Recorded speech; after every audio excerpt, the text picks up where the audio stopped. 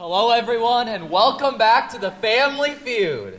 Give me David, give me Brooke, and let's get this first round started. You go, Dad. You got this. Top 7 answers are on the board. So tell me, how do drugs and alcohol affect driving? Yeah. It makes you angry. Yeah. Good answer. Survey says number 4. Yeah. All right, Brooke. Well, it makes you tired. Good answer. Show me makes you tired. Number 7. Play. Pass or play? Play, of course. Yeah, you play. How are you doing today, Macy? I'm great, Josh. How are you? Just dandy. So tell me, how do drugs and alcohol affect driving? Well, it makes you more alert. Yeah, good answer. Show me makes you more alert. Oh. First strike. What's up, Gianni? What's up? Doing good today? So great. All right. How do drugs and alcohol affect driving? Well, obviously it makes you dizzy. Good answer. You're smart. Show me makes you dizzy. All right, Julio. All right. How do drugs and alcohol affect driving? Well, they relax you so you can focus more. Good answer. Show me they relax you. Oh. Second strike. Sweep out, family. Get ready to steal. All right, Tristan. How do drugs and alcohol affect driving? Obviously keeps you hydrated. Yes, good answer. I bet you it's up there. I'm telling you. Show me keeps you hydrated. Oh, so sorry. All right, Brooke. This is the steal. How do drugs and alcohol affect driving? It slows your reaction time.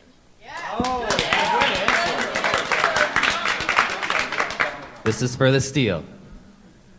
Slows your reaction time. All right. Audience, let's show them the answers that they didn't get. Number 2.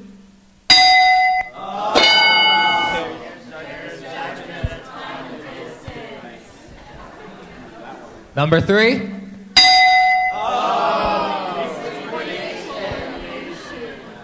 And number 5.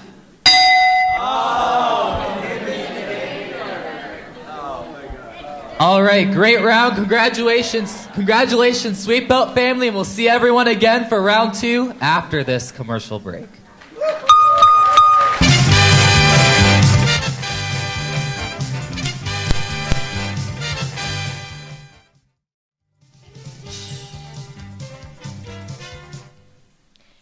Hello, my name is Brooke Getman from Norfolk, Nebraska, and I'm a member of Optimus International.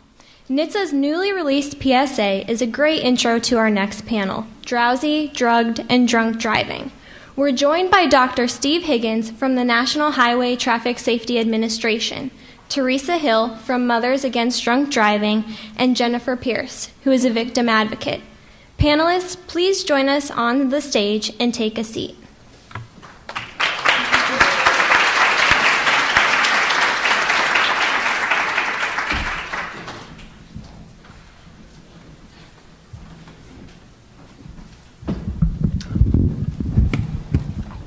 Hello, my name is Jack Parker from Ohio, and I'm involved with Business Professionals of America, 4-H, and Students Against Destructive Decisions. I would like to introduce our first speaker, Dr. Higgins. Dr. Higgins is a research psychologist in the Office of Behavioral Safety Research at the National Highway Traffic Safety Administration. Dr. Higgins performs research and develops programs related to drowsy and distracted driving, as well as emergency medical services. He received his PhD in psychology from the University of Illinois Urbana-Champaign. Dr. Higgins is widely published in the areas of cognitive and behavioral neuroscience, human factors, visual cognition, and human performance. Please welcome Dr. Steve Higgins.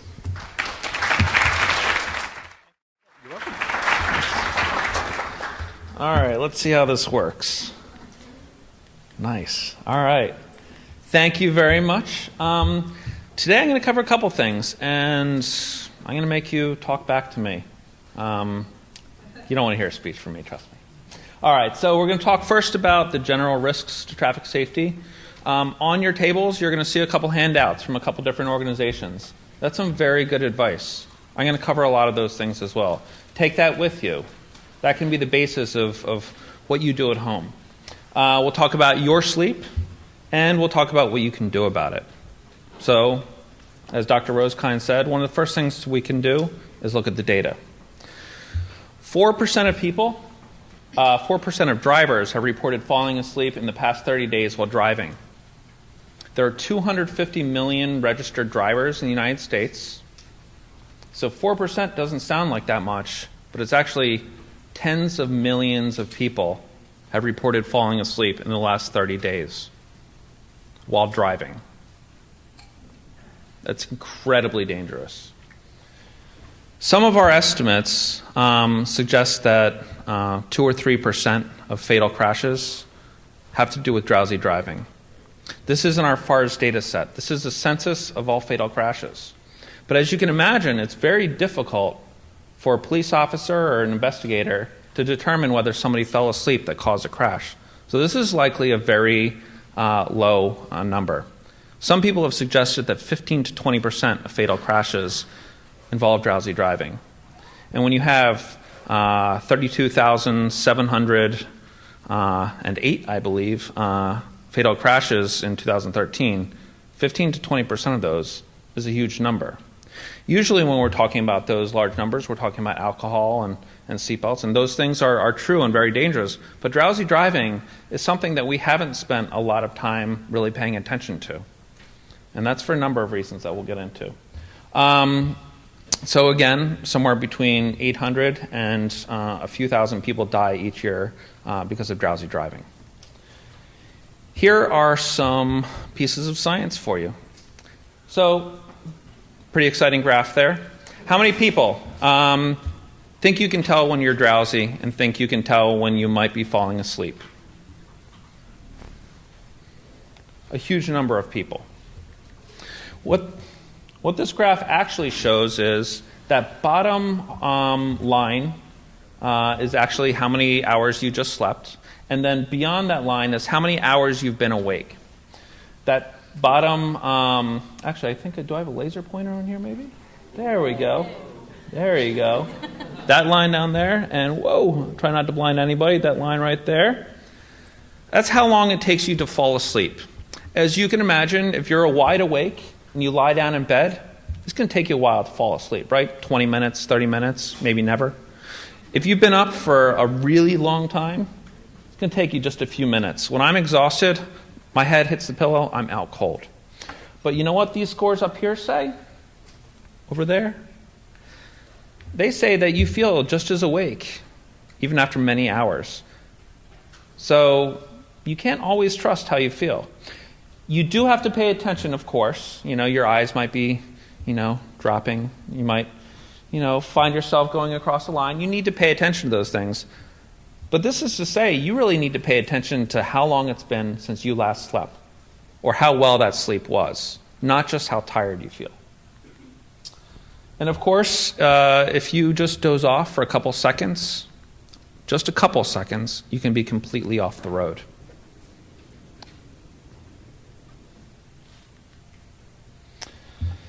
But of course, it's not just falling asleep. That couple seconds getting you off the road, big impact. But you can be simply out of it. You can make a poor decision. Your reaction time might be slowed. Does this sound a little bit familiar? A little bit like alcohol? This is actually my daughter up here. She's 3 months old. I'm incredibly sleep deprived right now. It's gotten a little bit better. But I've done a lot of ridiculous things because of sleep deprivation. She was about 6.5 pounds or so when she was born. And the first couple weeks, we were at home taking care of her up, long hours. And one day I had ordered Peapod. I had my groceries delivered, and I get the bags, and I pull out a 15-pound beef brisket. That beef brisket is much bigger than my daughter. I had no recollection of ordering it at all. I must have been sitting there online, clicking things, but, ooh, beef brisket. But I don't remember that. I sent my wife out to buy a new phone. The next day, one came in the mail from Amazon that I had ordered. All sorts of ridiculous things can happen while you're sleeping. Has anybody else had anything crazy happen when they've been sleep deprived? Anybody? There we go. Put butter in the oven instead of the refrigerator. I've done that many times. I constantly put things away in the wrong places. So, anybody else? Paula? I never got somewhere, like from driving, and I have no idea how I got them. Wasn't where I never got them. And that's one of the things that happens. You'll often pass a number of exits, miss your exit, and you don't remember how you got there. That's a very good indicator that you're drowsy.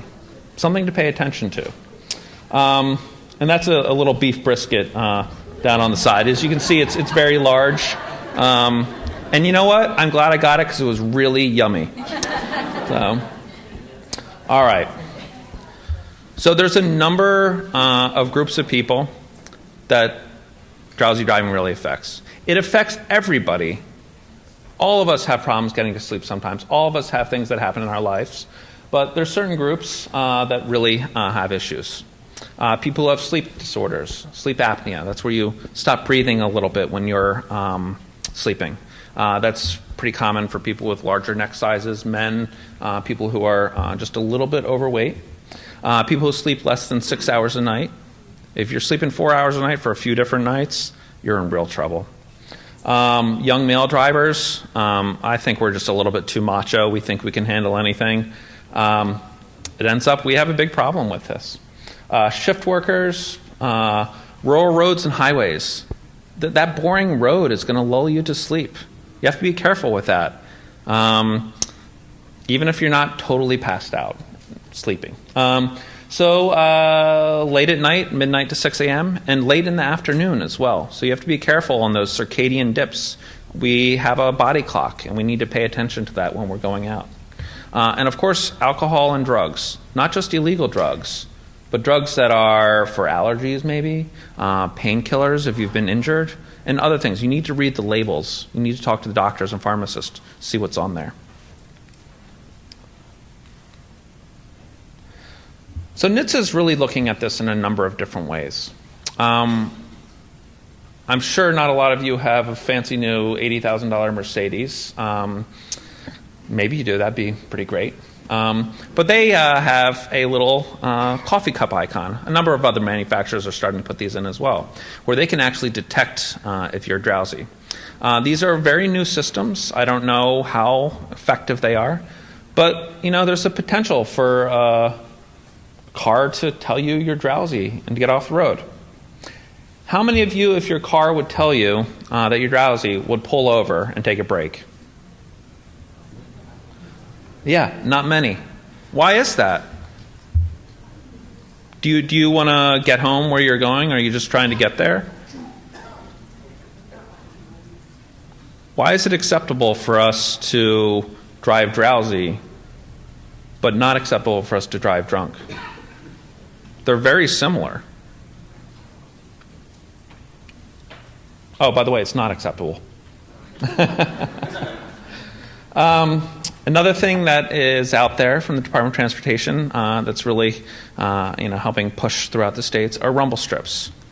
And as you can imagine, you fall asleep a little bit, you go across that line, it rumbles, wakes you up.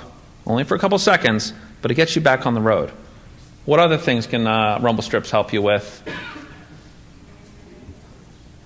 What was that? Knowing where you're at when you're on the road, and distraction. Should you be relying on these things? No. They're also cheap. All right. How many people here got more than 7 hours last night? Best table right here. Yeah. How many people got less than 7 hours? Nearly everybody. How many people have gotten less than 7 hours for the last 3 or 4 nights? If any of you drive, I swear I'm going to find you. I'm serious, though. That's to the point of serious decrement. How many people have stayed up for more than 24 hours?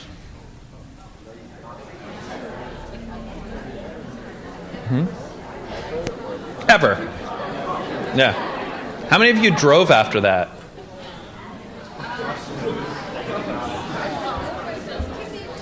Pulling an all-nighter is, it's a badge of honor. You stayed up to do work. You got stuff done. You went to a party, whatever. But you know what? It's pretty dangerous. All right. This is what 22 hours of being awake looks like. Your performance looks like a 0.08 BAC. This is just as bad as drunk driving. Current guidelines vary a little bit, but the general rule is 7 to 9 hours for probably most of your age groups. As you get much older, it gets less and less. But once you reach teen years, there's actually an increased need for sleep. You don't need less sleep. You need more sleep. There's a number of organizations that are working on changing school start times. How many of you have heard about these pushes to change school start times? This is one of the reasons. How many people think that would actually help you get more sleep? It might not. It depends, right? All right. So what works? Unsurprisingly, getting sleep works to fight sleep-deprived driving. Weird, huh? Yeah. Avoid driving in the valleys of your circadian rhythm. Late at night, mid-afternoon. Unfortunately, school gets out right around those times. Maybe a little caffeine in the late afternoon would help. Again, caffeine only works for a little while. A nap might help a bit. If you're feeling sleepy while driving, you need to get off the road. You need to pay attention to those things. What are other things people have tried to stay awake while driving? Like the windows down. Windows down. Music. Well, coffee's good. That's up there. Other ones hitting your face? I see that one. Any other ones? You know what? No matter what you're going to tell me at this point, none of them work. You know what? They'll work for like 3 minutes, and then you'll just be out cold again. Those things don't work. You need to get off the road and stop driving. Take a short nap, 20 minutes, get some caffeine. The best one is a power nap where you take caffeine and then sleep for 20 minutes. But again, that's only going to last you a little while. Best way, get some sleep. All right. This is a tough one. We don't perceive sleep like we perceive drunk driving. So how do you get people to realize that they shouldn't be performing these, dangerous driving activities? That's up to you guys. This is something we're working on as well. There's only 2 states where drowsy driving is illegal, Arkansas and New Jersey. We need to figure out how to fix this problem, how to make people realize that this is a problem. And that's where you guys come in. Anybody have any ideas? What's that? I love that one. How do we get people to sleep more? Yeah. I think oftentimes we're so busy, like you said before, but we forget that sleep is a part of like our time management. So, schedule make your time management better and schedule time to actually sleep and put that in your schedule. Yeah, some of the best ways of dealing with this are actually scheduling your time and thinking about what you're going to do in advance. This works with alcohol. So. Do you remind the public that extra sleep can improve your cognitive, your ability to performance and where this is something you want to do to help you? Yeah, people are really into these games that improve your cognition and exercise and improving your performance. Maybe we can sell it as something that will help you perform on the job, at work, in sports, and things like that.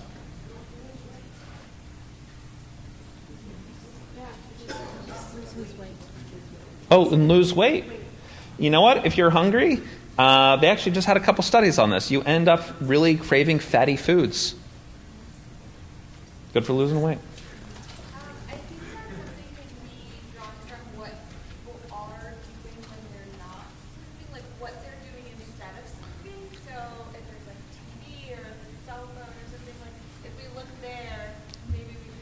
Turn them off.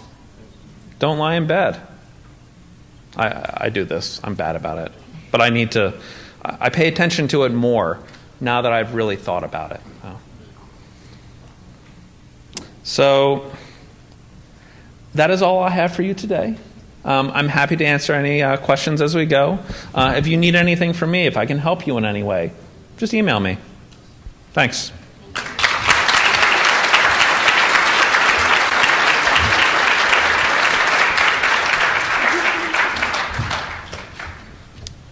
Thank you, Dr. Higgins, for sharing your knowledge on drowsy driving with us. Now, I'd like to introduce you to our next speaker, Theresa Hill, the National Programs Director for Mothers Against Drunk Driving. Ms. Hill focuses on developing, updating, and providing support to local offices and external entities regarding MADD's national-level programs, primarily related to underage drinking prevention. She also manages the evaluation process for these programs. She holds a Master's in Philanthropic Studies, a JD, and she received a BA in Advertising, Public Relations, and Political Science. In her free time, Ms. Hill is an active volunteer with organizations such as the Junior League of Dallas and enjoys spending time with family and friends, including an adorable Labrador Retriever named Dylan. Please join me in welcoming Ms. Theresa Hill.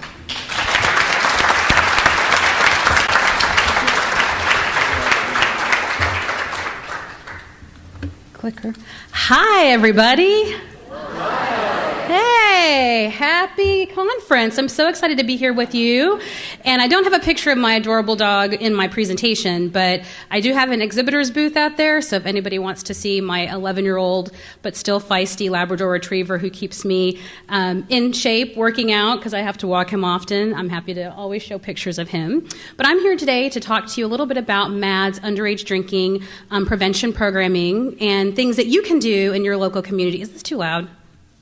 Okay, things that you can do in your local communities to help get the word out and help keep other people safe from drunk driving and even outside of a car. And I'll explain that more in a moment. So MADD has now 4 kind of main mission areas that are really gearing us to kind of our end game, which is no more victims. No more victims of drunk driving crashes, no more victims of underage drinking fatalities, no more victims due to alcohol. And in that, we have 4 prongs: our ending drunk driving, help fight drug driving, which is our new prong that we just instituted earlier this year. So we're still working to integrate that in our overall programming. Supporting the victims of this violent crime. So you may not know, but MADD has a very robust 24-hour hotline that victims of drunk driving crashes can call if they or a loved one have been impacted, and we will walk them through the process and help give them really critical information at a really scary time. It's 24 hours, 7 days a week, and we have volunteers and staff working that helpline. And then the last piece, which I'll spend most of my time speaking with you all today, and this is the piece where you can really help us take things to the next level in your local communities, and that is preventing underage drinking. So, as part of the Preventing Underage Drinking mission area that we have at MADD, we have 3 primary programs, 2 that are pretty much fully implemented and 1 that's on the way. Stay tuned. So first, our Power of Parents program is a research-based program. We've worked with a researcher out of Penn State University, Dr. Robert Theresa, to pull over 2 decades worth of research that he's done, studying how tips and tools in a parent handbook, which all of you should have received. It looks something like this or something like this with a green cover. One is a parent handbook for parents of middle schoolers, and one is a parent handbook for parents of teens. And all utilize that research-based information that he's pulled together and really provide parents and caregivers of teens and middle schoolers with tips and tools to have really, really critical conversations about drinking. Really, for ongoing support and help and assistance with helping to decrease underage drinking from an adult perspective, having critical ongoing conversations with you all and your peers is really important, so that way you can work together with your parents and others to really set some parameters and really understand why drinking under the age of 21 is really bad. And I will give you some more tips that you can take back to your schools yourself as a peer role model, which segues me into the Power of Youth program. Our Power of Youth program, and by the way, I have a booth, like I said, outside, so I have materials for all of our programs that I'm discussing here today in detail. You can also help me with our social media campaign for Power of Youth, which I'll talk about in a few minutes if you haven't already visited. But in that, we utilize that same research-based information and give you actionable points, things that you can do in your schools to take a stand against underage drinking. Reasons not to get in a car with somebody who's been drinking and driving, and to obviously not drink and drive as well. And so we have really an offline and a really robust online approach to that, knowing that for you, that online piece, social media is really important, and we really need you to help us get the word out. The last program, that's our Stay Tuned program, is our Power of Community program, which really bridges adults and youth coming together to help limit social and retail access. So you may have or have heard of things like sticker shock campaigns, compliance checks in your local communities, and that's wrapped up in our Power of Community program. So as you can tell, we really do focus on kind of a whole approach to ending underage drinking, and then in the long term, hopefully ending drunk driving. Because teens who do not drink before age 21 are 80% less likely to abuse alcohol or become alcohol dependent later in life than those who drank before age 15. So not only is it important for you not to drink now for many reasons in the short term, but it also has some long-term consequences.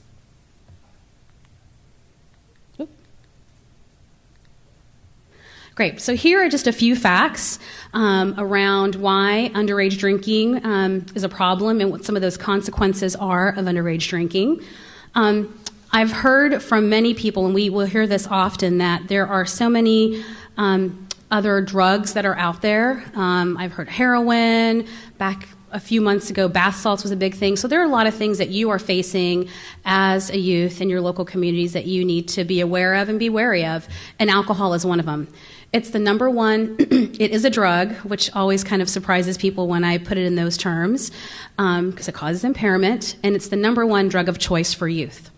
So even with everything that you may be hearing in your local area around other types of drugs, alcohol is still really the number one drug of choice and really important to avoid for lots of reasons. Teen alcohol use kills about 4,700 people each year.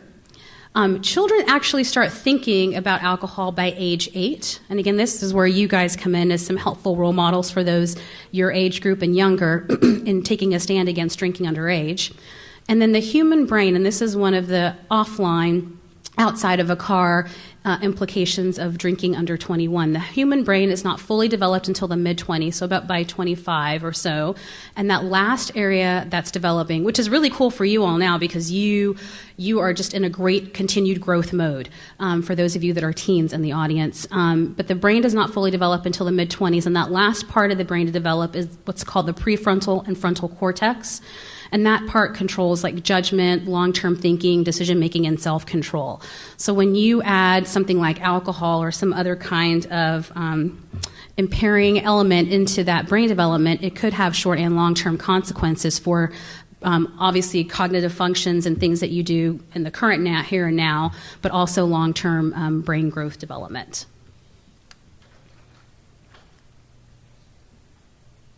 We really like to kind of show this slide, and it does use some data from NHTSA, the FARS data, CDC, FBI, and other kind of reliable source data out there that we compile to show something that I think helps us debunk a myth that we hear a lot about for underage as well as adults, and that is Taking away the keys doesn't take away the risks. So oftentimes people think, well, if I just let a teen or a young person drink, but I take away their car keys if they're able to drive, that'll kind of solve the problem and there will be no kind of negative consequences. And they'll be able to learn kind of how to drink responsibly under 21. Research for us has shown that that's not really something you can teach in kind of a responsible manner. It's something that instead has some other implications and really normalizes the alcohol behavior.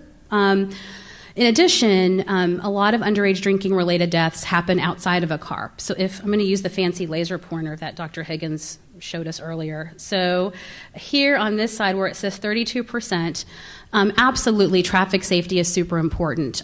Drinking and driving is bad, bad, bad, bad, bad. A third of all underage drinking related deaths are due to drinking and driving, some kind of vehicular element to it. But here's the part that really, I think, surprises some people. And we like, okay, where's it? Okay. So it's over here. So the left half, 2/3 of the pie chart shows everything else. So a third of underage drinking related deaths are vehicular, but 2/3 are not. They are outside of a vehicle. They include things like alcohol poisoning, drownings, fires, falls, homicides, suicides, other things that happen, again, outside of a car. So really drinking under 21 is really can be very fatal with or without a vehicle involved. So for our adults in the room, we got something for everybody here today, everybody. We got something for everybody. Our Power of Parent program is really a great tool. We have 15 and 30-minute workshops that we can work with you locally. We have MAD chapters and offices all across the country, and we can also train you to deliver the program where you can help get the messaging out that you've received today, the handbooks, to other parents and caregivers of teens to really encourage and motivate them to have those conversations, those potentially life-saving conversations with their kids, because 3 in 4 of you all, 3 in 4 teens say that your parents are still the number one influence on your decisions whether or not to drink alcohol underage. And so sometimes parents may not think they still have the opportunity to have an impact on you in that way, but they absolutely do. And we really encourage parents through our MAD Power of Parents program to do that and leverage that opportunity they still have to make an impact with you. We have handbooks for middle schoolers, high schoolers, and we have the entire program in English and Spanish. So it's completely bilingual for those communities that would need that information in primarily Spanish. All of this and more can be yours on mad.org/Power of Parents. We have other great resources there that I don't have time to get into right here today, but I'll be here all afternoon if you've got questions. So that's something that our adults can do. So what can the teens do? You should have received, as a student leader toolkit. 8.5 by 11, stapled to the top, blue and green on the front. And that has some really great ideas of things that you can do to activate around our Power of Youth program. So MAD's Power of Youth program is really one that equips you to be a role model for others, to take a stand against underage drinking, and to encourage others not to ride in a car with somebody who's been drinking, and yourself not to do that as well. And so we have things, as I mentioned earlier, that you can do online and offline. Our social media campaign, which I'll talk more about in a minute. But within that student leader toolkit, which is focused on October, a lot of things happen in October, including Red Ribbon Week, homecomings, things that are times of year that are really important for teens to understand that there is an alternative to drinking. You can still have fun and celebrate, but to do so safely. So things that you can do that are listed in there really briefly are you can hand out some of the teen booklets that I have at the exhibitor table. They're a little small, kind of like 5x7 booklet that you can give to your peers. You can host classroom discussions using a discussion guide that's in the back of that handbook. You can join us in our hashtag Protect Your Friends, Protect Your Selfie campaign. There are school contest ideas in there. There are activities that you can do around prom, graduation, and other big holidays. And you guys are student leaders. I would be so thrilled if you all decided to apply to be National Teen Influencers. The next application process will happen in June of 2016, and it allows you to use your power in aggregate with other teens across the nation to influence teens all over this great country to not drink under the age of 21. So online at the same mad.org/Power of Youth, in this instance, you can download that student leader toolkit, or for our educators in the audience, there's also an educator toolkit and I think a partner toolkit. One of the really big benefits we've had and been so fortunate to have at MAD is great partnerships and collaborations with other folks like State Farm and Noise and many other, FCCLA I think as well, and many other great organizations that are all circulated around one cause, which is to keep you safe and to keep our communities safe. And so really encourage you to download those tools, give you templates, things to do, ideas to use, and help us get the word out. So this is a little bit about our Protect Your Selfie and Friends campaign. The Protect Your Friends is a new one that we just launched this year, and some cards that say you pledge to. I pledge to not drink under 21 and not get in a car with somebody who's been drinking. I have my Polaroid frame out there, so if you would do me the great favor, if you haven't already done so. How many people have visited the MAD booth before right now? I see some of you in the audience. Awesome sauce. Thank you guys so much for coming. I know many of you took a picture with our frame that has our hashtag Protect Your Selfie on it. Absolutely encourage everybody to do that. Please upload that to your social media accounts and add the hashtags Protect Your Selfie, Protect Your Friends, and help us continue to spread the word and reach out about these programs. Under the age of 21 can change your life forever. Without drinking alcohol today, Thank you. And the last slide I have for you is just for about 2 or 3 years, we had video contest with really cool videos where teens like you sent us reasons why they wouldn't drink under 21, because you all absolutely are super powerful, are very looked to in your communities as student leaders, and can be very positive role models and kind of positive peer pressure to others not to drink, and why. And so this is one of, I think, the cool videos that Keegan Carlson from Arizona submitted and won a couple of years ago. the mistake to drink under the age of 21 can change your life forever. Without drinking alcohol today, I can be anything tomorrow. An engineer, an actor, an athlete, an artist, an architect. I can be anything. He's absolutely right. You can be anything. Don't let alcohol or drugs limit what you can do. You have such amazing potential. And we look forward to you working with us so together we can end drunk driving, help fight drug driving, protect the victims of this violent crime, and prevent underage drinking. Thank you so much for your time.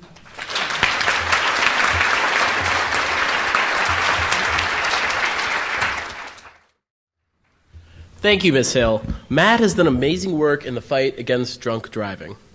Next, we have Jennifer Pearce, who is Vice President of City Staff, a woman-owned staffing firm in downtown D.C., where she helps job seekers find opportunities with NGOs and commercial organizations in the area.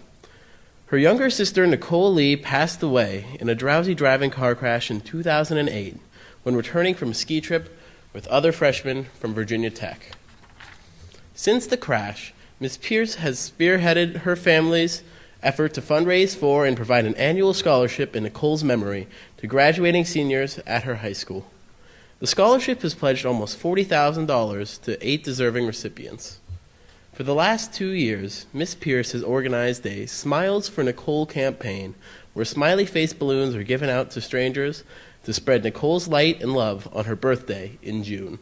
Please give a warm welcome to Ms. Jennifer Pearce. Thank you.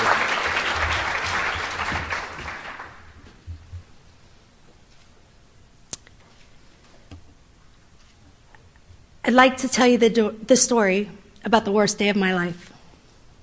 It all started the night of January 25th, 2008. Trevor, Nicole, and a bunch of friends attended a dance party somewhere on the campus of Virginia Tech. The freshman party lasted late into the night with dancing and singing. 5 of them had decided to road trip early the next morning to Snowshoe for a day of skiing. Bright and early, they made the 3-hour trek to the mountain for some Black Diamond runs. After taking a much-deserved dinner break, the physically spent group got back on the road for a long trip back to Blacksburg. There was a game of shotgun for the front passenger seat. It would be that win that would seal Nicole's fate. At one point, one of the passengers asked Trevor if he wanted them to drive since Trevor had driven in the morning. He responded, "I've got this." The radio and the heater were on the fritz. All of the passengers were lulled to sleep. So was the driver. Trevor awoke as they were leaving the road at 50 miles an hour.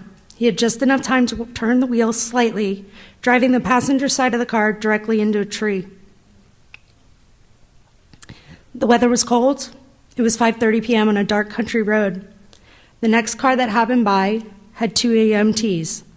They have described the crash as horrific, one that affects them still today.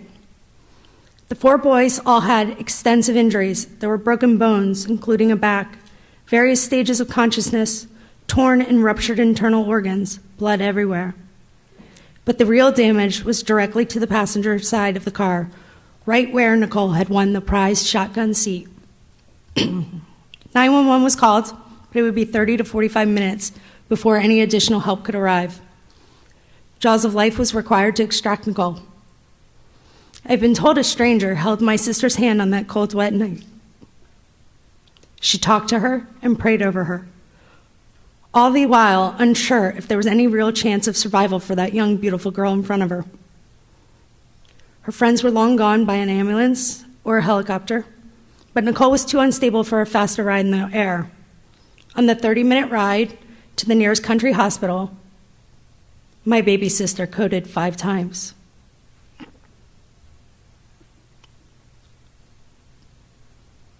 I spent that Saturday enjoying a massage at the spa. I turned my phone off for the treatment, came home, laid down for a nap with a sense of peace from a day of pampering. I was awoken by my boyfriend. The only words spoken were, "Jen, wake up. There's been an accident. Your mom's trying to reach you. It is Nicole." I don't know how or why, but I knew somewhere deep in my soul that this was more than just an accident. I took 2 or 3 steps out of bed, and my body collapsed into a ball, and I let out a gut-wrenching wail. My reaction scared me, as I had no real information. I quickly called my mother. We were only told it was a bad accident, and she was headed to the hospital hours away. I can honestly say that the next few hours were a blur. Here's what I remember, though. Each of my family members coming from different places, being driven in separate cars, all racing to a small hospital in a town in West Virginia to be with Nicole. I alternated between calls with my mother and my father, constantly reassuring them that Nicole would be okay. I remember telling my mom she'll still be Nicole no matter the damage. Then I would hang up and I would sob and sob. With no information really on her condition, my strong physical reaction was still a mystery, but my words to others was confident. Nicole would be okay. She's a fighter. She'll get through this. I even remember thinking we could live with a wheelchair. My phone rings. My mother says they're changing hospitals. She's now being airlifted to Roanoke. Change directions. Go there now. I took this as a sign of hope. Clearly, she'd get better care in a bigger city hospital, right? I was emotionally volleying between crying, begging God to take care of her, crying, rallying to be strong and optimistic. I remember calling my father in his car, hearing his normally strong voice had faded away into just a whisper. He sounded so weak and so fragile.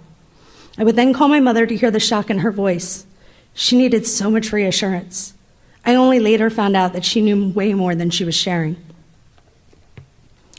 2+ hours into the drive, my phone rings. We're about a half hour from the hospital in Roanoke. My father's calling to tell me that my younger brother just called him from the hospital where he had arrived earlier. Nicole didn't make it.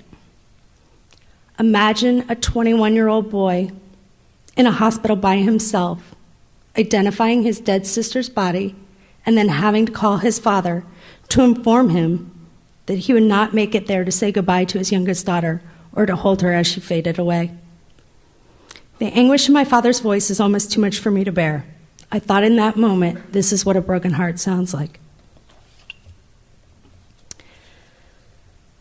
I ask if he wants me to pull over on the side of the road to wait for his car, which is only a few miles behind me. Always the protective father, he says, no, keep going. Get to your brother. He needs you now. In my hazy memory, I remember all of us getting there almost at the same time. I see my brother walk down the hospital hall. He gives me a big hug, but he isn't really able to speak. He just hands me the necklace that they took off Nicole's body to work on her, the Tiffany's end I had given her for Christmas. The hospital ushers my family to a private room to wait while they prepare Nicole to be seen. Soon we're moved again, far from the view of other visitors at the hospital. She's lying so still on a gurney. She's tucked into a white blanket all the way up to her neck and wrapped around her head to protect us from a lifetime of her living what's beneath. Considering what she's been through, she looks peaceful.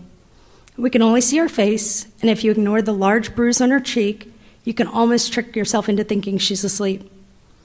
That is, if you can drown out the crying, and you don't look around the room to see the horror and the pain on the face of all the living members of your immediate family. Somehow my aunts and uncles are there, and a priest, and we're all holding hands and praying over my sister. It seems like we've been there a long, long time. But really, how much time would it take for you to leave your loved one knowing that their next trip is to the morgue?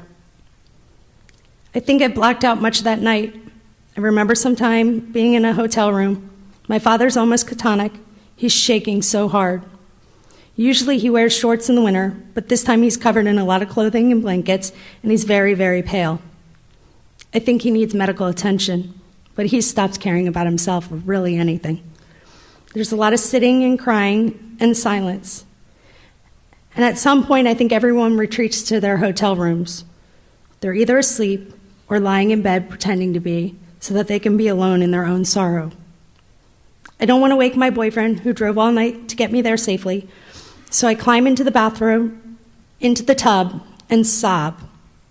At 2 or 3 a.m., I call my best friend to let her know what happened. I can barely get the words out. It's so foreign and so painful for me to say out loud. My sister died tonight. You might be thinking, yes, I could see how that's the worst day of her life. But really, it's just the first day in a long chain of the worst days of my life. It'd be too hard to determine which one truly was the worst. The worst day could have been the next day, when I woke up from a nightmare and realized I had been crying in my sleep. The day that we met with the school administrators. 6 months after the massacre at Virginia Tech, they were well versed on a family in mourning and shock. We were all handed books on how to cope with grief, called When Bad Things Happen to Good People. It's supposed to help us understand how this happened.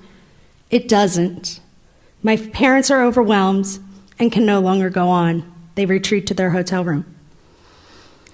My brother and sister and I go to Nicole's dorm room and pack up all of her stuff in boxes, where much of it will remain for years. Memories of a college life not fully lived will prove too painful for all of us. My siblings and I are invited to the honors dorm, where there's a beautiful memorial in her honor, and a prayer session for the healing of the 4 remaining friends who are fighting through surgeries and pain, both physical and emotional. So many college students crying, all of them Nicole's new friends. None of them I knew. It is so surreal to be comforting and being comforted by complete strangers when your whole world has turned upside down. There were speeches. I remember them being beautiful and touching. I have no idea what words were said. Or maybe the worst day could have been almost a week later, the day of the viewing, when my mother was drugged by doctors and my father, who is not comfortable in showing emotions, had to stand for hours, feet away from my sister's open casket, as a line that wrapped around the funeral home slowly sneaked by to shake hands, hug, and share stories. Seeing many 18-year-olds, 6'4" boys crying so hard that their mothers had to hold them up for support, or girls holding hands and terrified because they had never seen a dead person. That was my Nicole. I remember someone had mentioned how great I looked.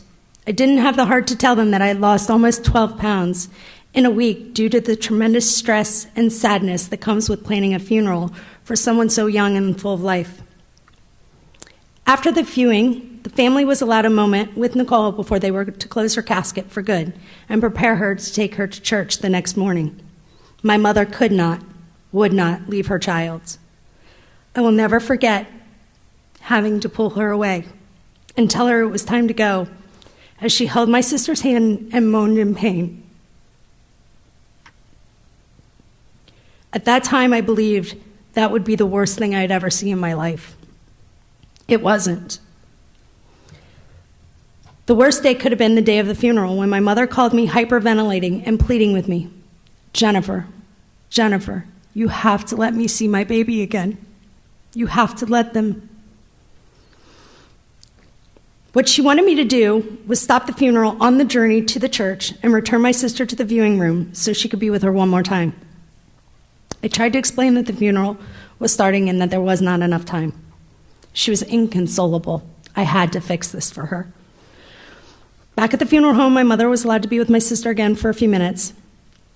If saying goodbye the night before was hard, this was 10 times worse. This was really it. We were going to be putting her in the ground soon. The funeral was beautiful, in a tragic, only the good die young sort of way. I had a full-on panic attack leaving the gravesite, and I've only returned once since. Maybe the day that I returned was the worst day. Taking a cake and balloons and your entire family, including your 6-month nephew, to celebrate the 19th birthday she'll never have, sitting on blankets next to a grave, trying to figure out what is the right tradition in a situation like this.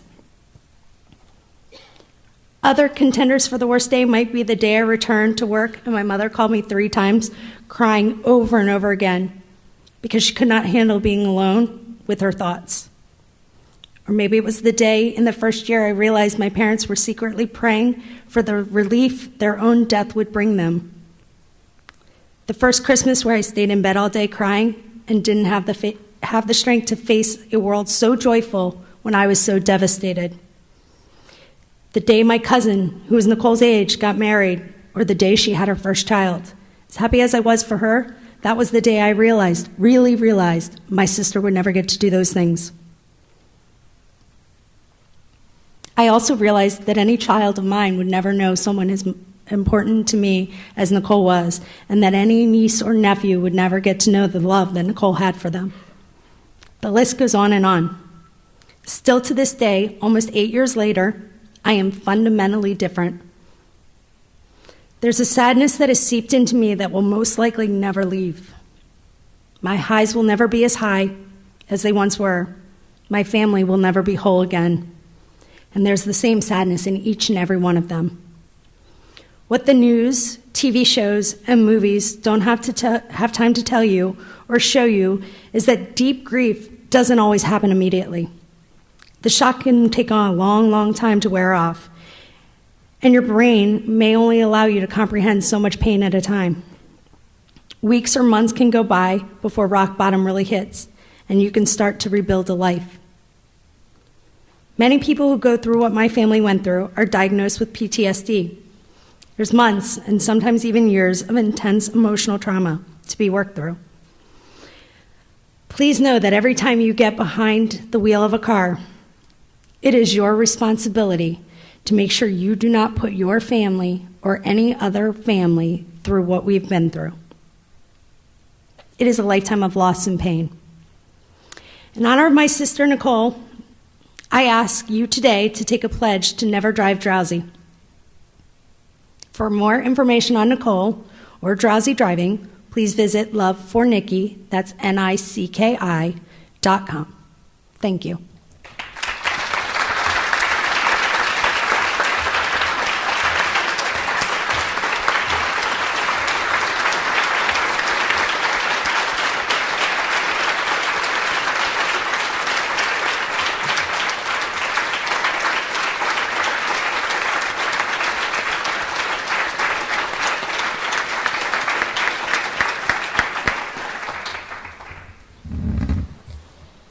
Thank you for sharing your story with us, Miss Pearce. It takes a lot of courage to do that.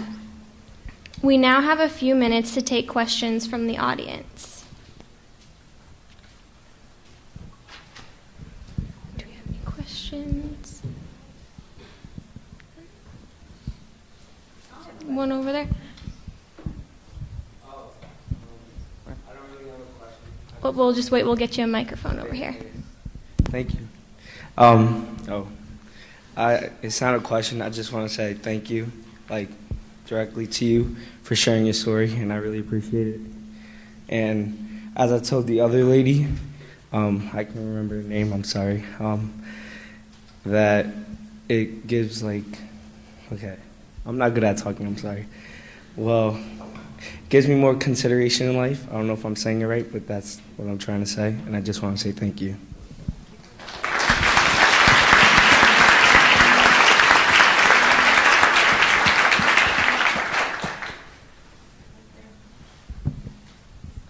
Hi, thank you so much for sharing your story, your research, and the work that MAD does. It was a really nicely well-rounded presentation, and I think you helped put a face to reality. Numbers are numbers, but you put a face to that. But when you look at what you said as far as a drowsy driving in a .08, what is the process in getting the public to understand that impact on us as we share the roads with other people? I mean, most people would say I'd never drink and drive, but it's another thing to say I wouldn't be drowsy. And how would an officer even measure that in New Jersey if they pulled me over? This is a difficult question. You know, this was the story with drunk driving in the early days of drunk driving, though, as well. This was, you know, the problems we had without a blood alcohol. We have to do it with behavior. We have to train police and people and start from the ground up, very much like we started with drunk driving. Like I mentioned, there's only a couple laws. For people to really take the message and understand that there's a real problem that they have to deal with, there have to be laws. But for there to be laws, there has to be public understanding of the problem. So everything talks to each other. So that's what you all are really great at is bringing that information, taking it to the media, taking it to your lawmakers. And from there, we can, you know, let it cascade and you know, maybe get the same place we have with drunk driving. There is a challenge with measuring drowsy driving. It's not something that we can see all the time. It's something we are working on, though. There might be room in the future for detecting biomarkers for drowsiness, but we're not there yet. We're probably a decade or more away. We might not even get there. It's a huge challenge, but people are working on it, and NHTSA is working on it. We're working on developing programs for law enforcement, for the general public. We're working on more research, and anything you all can do to help us is greatly appreciated.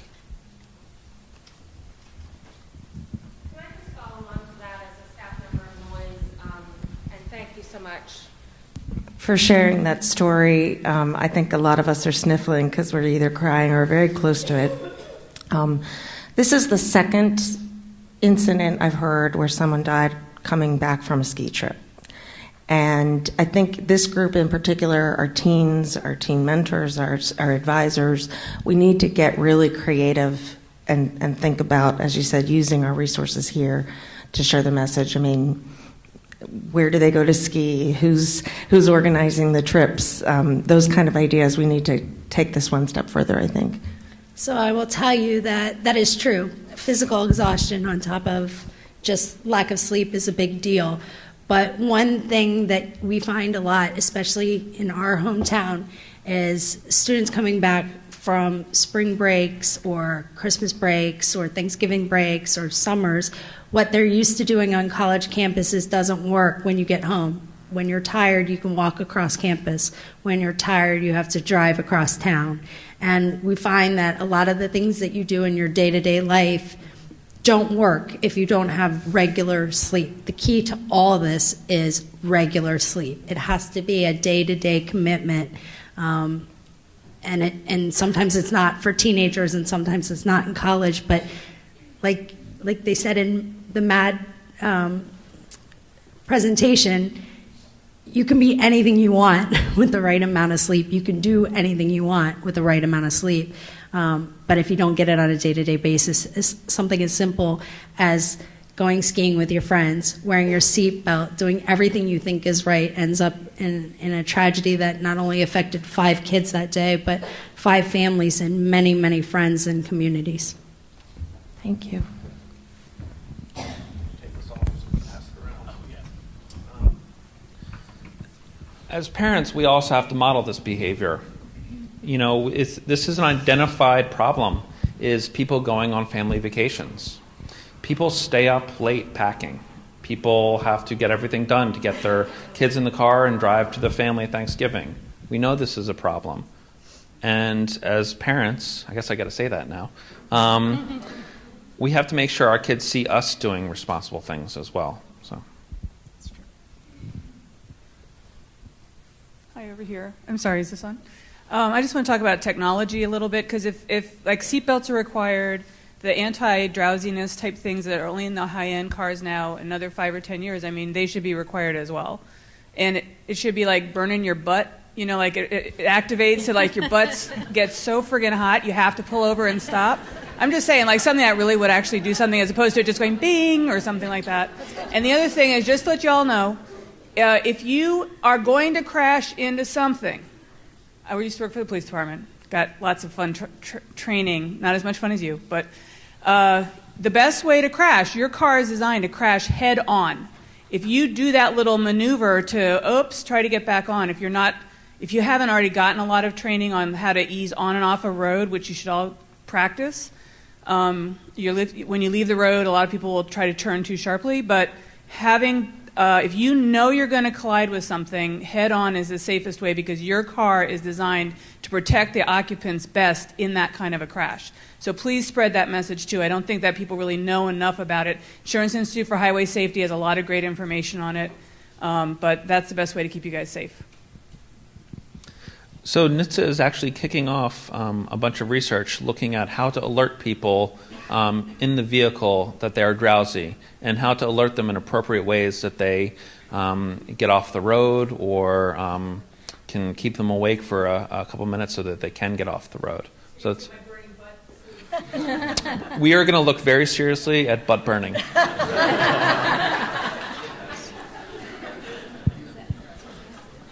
Quick question for Mr. Higgins.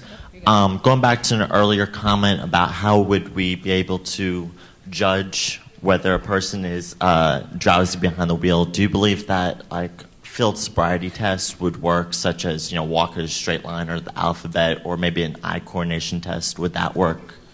So once you've pulled somebody over, it's a challenge. You're awake, at least for a couple things. But police often see people weaving in lanes or crossing lines, and it might look like drunk or drugged driving. So when police pull over somebody, instead of sending them on their way, maybe there's an opportunity for police to help people get to where they're going safer, get them some coffee, get them a nap somewhere. Maybe there's some room for police involvement in that way. I just wanted to mention one other thing about my sister. She was president of her SAD organization in high school. So you have to be aware of yourself and your drowsy driving, but you have to be aware of the others around you. And that's so important. I mean, every kid in that car was partly responsible for what happened, because they all went to the same party. They all got up at the same time. They knew how long the ride was. They all were physically active on the mountain. They all got back in the car, right?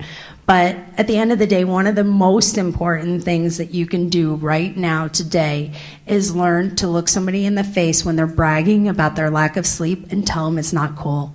And that you hear it all the time. I work in an office. I do this often. I talk about my sister all the time, and I still hear people on my staff brag about how they got so little sleep, and I have to turn to them and say, do you know what you're saying to me? You drove here this morning. You have to take the metro home. And that's got to happen all the time. Every single time somebody looks you in the eye and tells you how cool it is that they stayed up all night, or they did this or they did that, it changes with your perception. Your reaction changes everything for everyone. Hi. There's a couple of things I just wanted to mention as well. The first thing is, in addition to some of the technology that Dr. Higgins has mentioned around the drowsy driving piece, there's also some technology that NHTSA is working on called DADS, D-A-D-D-S, focused on preventing people to getting in behind the wheel of a car while they have been drinking, and it will detect their blood alcohol content. So there's a lot of really great research out there that's being done and being pioneered now. but it still is with all of us. The common thread among all of our presentations today has been choices. The choices that you make when you're young and when you're older, the choices you make to get enough sleep or not, the choices you make to get behind the wheel of a car after drinking or not, and the choices that you make every single day that may seem like small little choices but can add up to big decisions and big issues. So I just wanted to say, please think before you act in any capacity, and absolutely look somebody in the face and tell them, have you got enough sleep? Look somebody in the face and say, you shouldn't be drinking under 21, or you should not be getting behind the wheel of a car. Be like the person that says it. Be the one that stands up. You're all strong student leaders. You have great power to make great change in your schools and your community. So use it.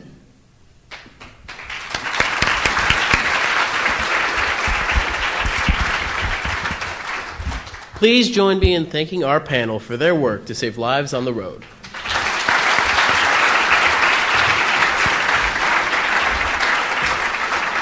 It's time to check out a few more youth leadership teams.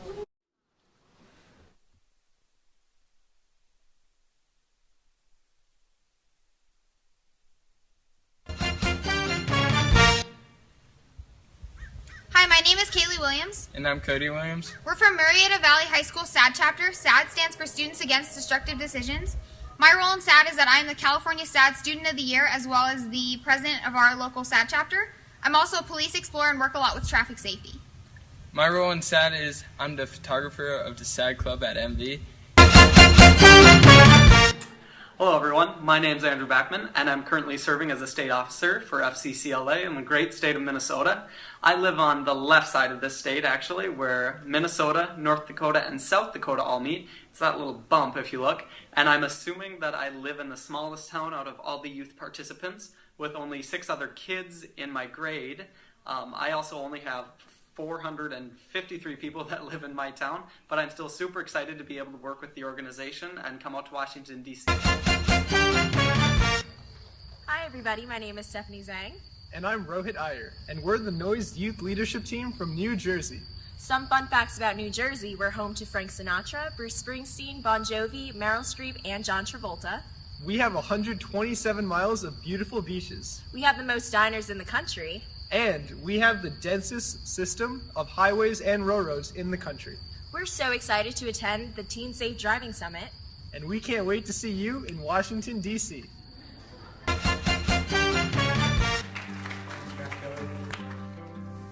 name is Colin Bergman, and I own the famous Tato Museum. And to be joining you all in this year's 2015 Noise Summit.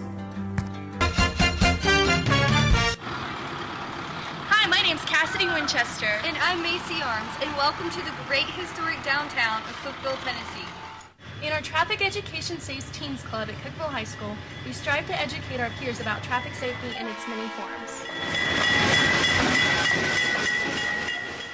It's small towns like this across America that make our nation great. And we are excited to bring the voice of this small town to Capitol Hill. DC, here we come!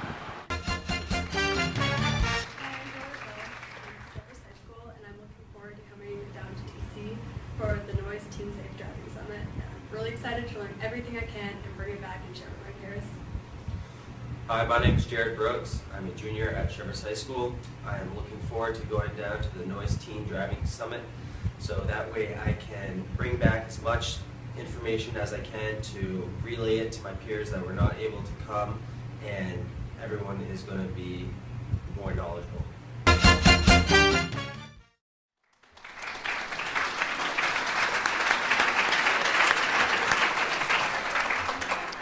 All right, before we go to lunch, we have a special award to present.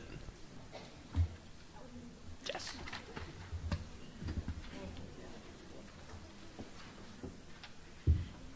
Yes, before we break for lunch, we do have a very special presentation today. This is the first award of the Reed Hollister Scholarship given to one of our Noise youth correspondent advisors.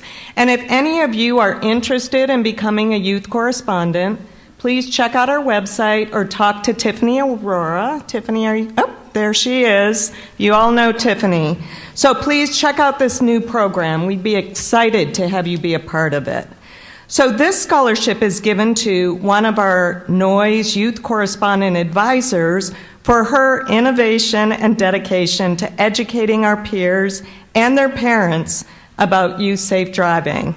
And I want to thank the Hollister family for establishing this scholarship for NOYS in memory of their son, Reed Hollister. So before we present the award, Tim, Reed's father, asked that we play a short video about his son.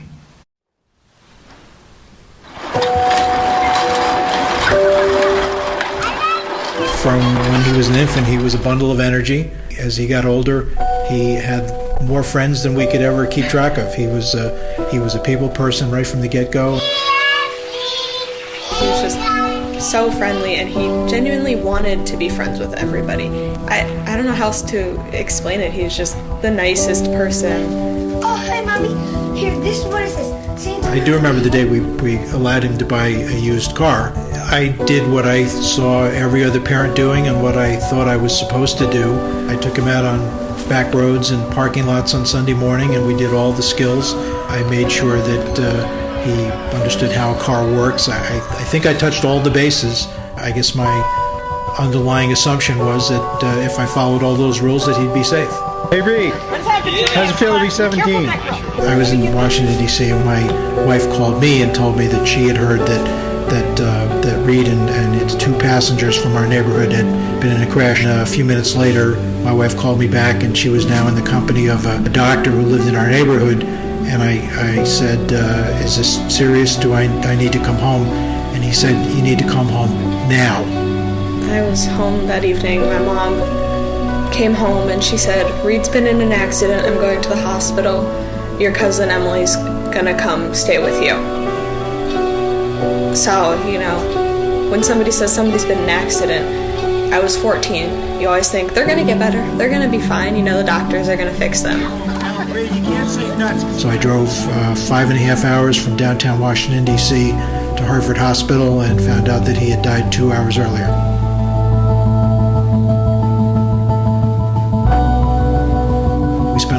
Looking for a car that was safe, and he didn't crash the entire 11 months that he was driving before his fatal crash, so I think that was my mindset. No news was good news. I went there and I sat with my mom and we cried, and there's a hole that is never going to be filled. I think the hardest things were when we were figuring out, what clothes he was going to be buried in. So I picked out, his khaki shorts and his bright pink polo because that was his favorite thing to wear. What does a 17-year-old want to be buried with? Right up, Reed, right up. Good behind. The experts say it takes 3 to 5 years to become a relatively safe driver. So compare that to the 40 hours that we require. That's a drop in the bucket in terms of getting licensed.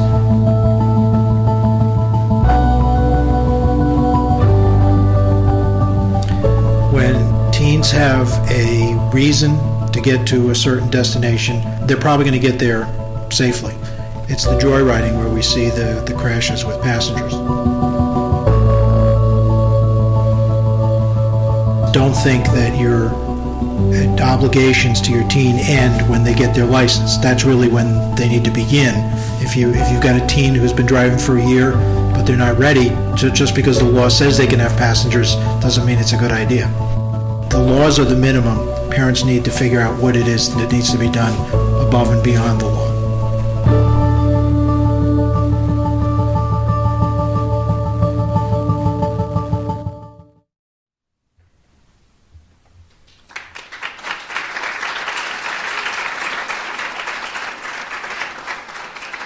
Now, many of you know that Tim is a longtime teen traffic safety advocate, helping parents all across the country understand what they can do to help their novice drivers be safe behind the wheel. And in fact, he has donated copies of his book, Not So Fast, for parents to each one of our teams. So in their parent packet, you can bring that home to your parents and they will have that resource available to them. So we want to thank him. The Connecticut Children's Medical Center actually donated the books for him. Tim had actually planned to be here today to present this award himself. He's an attorney, and unfortunately he got caught in court today. So he does, apologize for not being here in person, but he sent a video to say a few words about our worthy recipient, Marissa Kunerth from Brewster, Minnesota. I don't do that accent quite as well. She was also the Minnesota State President for Family, Career, and Community Leaders of America from 2014 to 2015. So Marissa, why don't you come on up? And I'd also like to invite Sandy Spavoni, the Executive Director of FCCLA, to join us for this Scholarship Award presentation. And can you please play the video from Tim? Tim Hollister, talking to you from Hartford, Connecticut, and first let me say that I'm very, very sorry that a work obligation has prevented me from being there in person. But on behalf of my wife Ellen and my daughter Martha and myself, we first want to thank Noise for the opportunity to present the Reed Hollister Scholarship, and we are absolutely thrilled that Marissa Kunerth is a very worthy recipient of the scholarship. We were very, very impressed with her application and her description of her safe teen driving activities. For the past several years, our family has been focused on turning our tragedy into a safe teen driving message, and the efforts of Noise, and in particular what Marissa has done and will be doing in the future, fit perfectly with what our family is trying to do. So we're thrilled to have this partnership and this opportunity and the Reed Hollister Scholarship being awarded today. So congratulations to Noise, congratulations to you, Marissa, and we encourage all of you to keep going with your activities to encourage safer teen driving. Thank you.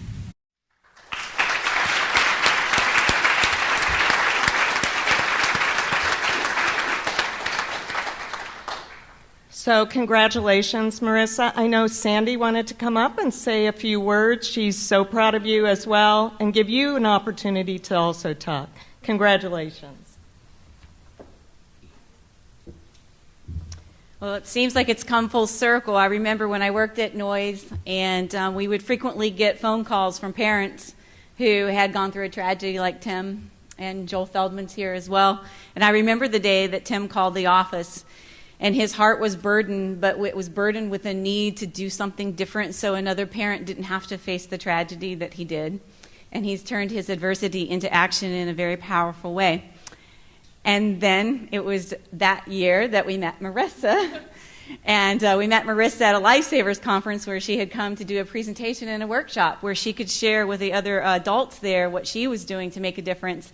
And it really is nice that it's come full circle, that the investment that Tim is making in the life of Marissa is an investment in memory of his son's life, and how that he can change what happened to him and invest it in somebody. I know every time I talk to Tim and he asks me, how are your kids doing, I see his heart kind of go a little bit deeper into, he didn't get to experience that with his kids. And so investing in your college education means a lot to him, and I'm very excited that you were honored with this award, as I know it means a lot to him, and you are very deserving of this, and we're very proud that you're one of our members. Thank you.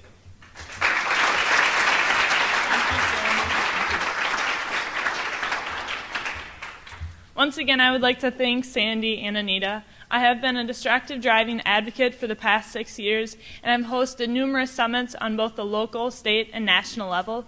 Concerning this scholarship particularly, I tried to advocate not only in a summit format, but create the whole year spending advocating on numerous different distracted driving levels.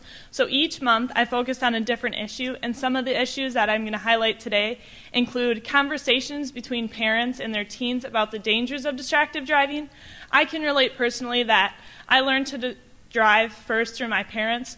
So just having the conversation, I spoke at parent-teacher conferences and other educational events.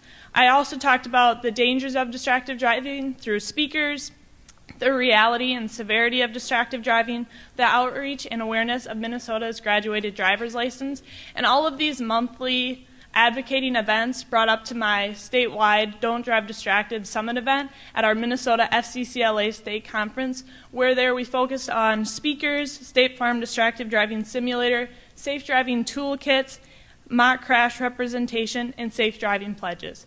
I'm really privileged to have received this scholarship, and I will be putting it towards my tuition as I pursue my bachelor's degree at North Dakota State University, majoring in strategic communications. Once again, I would like to thank the National Organization for Youth Safety and the Hollister family. Thank you.